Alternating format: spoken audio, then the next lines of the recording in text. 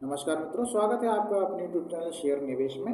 आज हम बात करेंगे ट्रैक्टर उद्योग मतलब कि ट्रैक्टर सेक्टर वाले जितने भी शेयर हैं उनसे रिलेटेड में। तो उन्होंने एक थोड़ी सी नेगेटिव न्यूज़ दी है इकरा ने।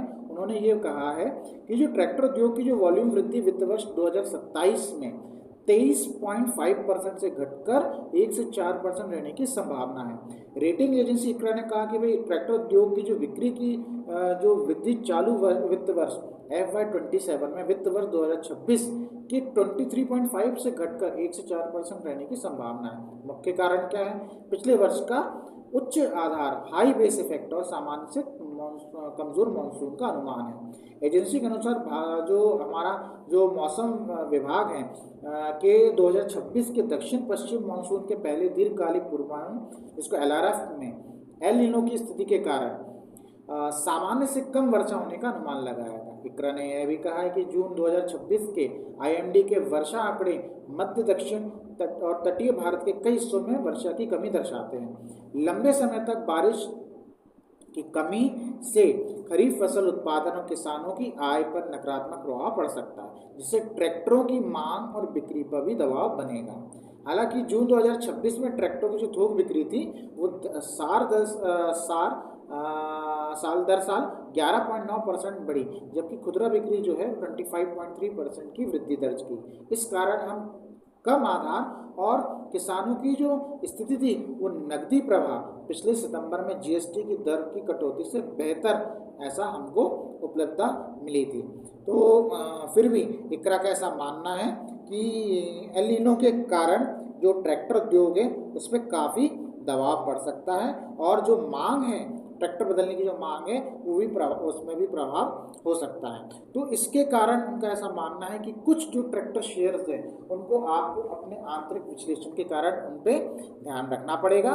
जैसे कि कुछ जो शेयर्स हैं जो कि ट्रैक्टर का निर्माण करते हैं, जैसे नाम है इंडो फार्म इक्विपमेंट्स लिमिटेड। इनका जो करंट जो प्राइस चल रहा है वो 154 रुपये चल रहा है।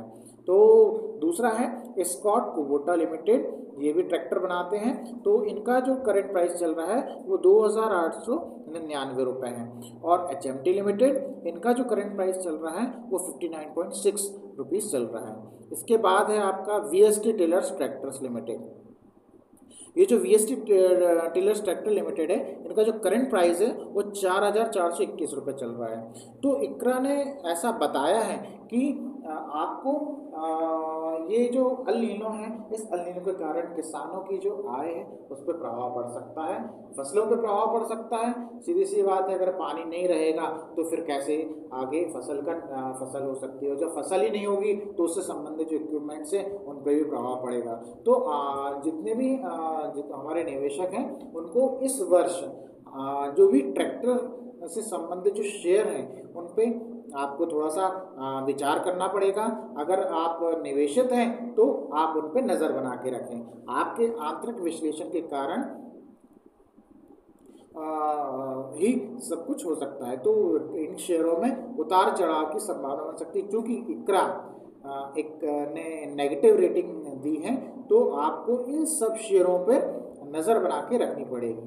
तो उम्मीद है, मेरा ऐसा मानना है कि आपको ये जो सूचना है ये पसंद आई होगी। और इसी प्रकार की सूचना को प्राप्त करने के लिए आप इस चैनल को अवश्य सब्सक्राइब करें। एक बार फिर से मेरा निवेदन है कि आपका किसी भी प्रकार का निवेश जो है वो आप अपने जो सलाहकार है, वित्तीय सलाहकार, उससे अवश्य लें। हम किसी भी प्रकार के शेयर में निवेश करने की सलाह नहीं देते हैं, वह आपका अपना स्वयं का मत हो सकता है। इसी के साथ मैं विदा लेता हूँ। नमस्कार। चैनल को सब्सक्राइब अवश्य करें। धन्यवाद।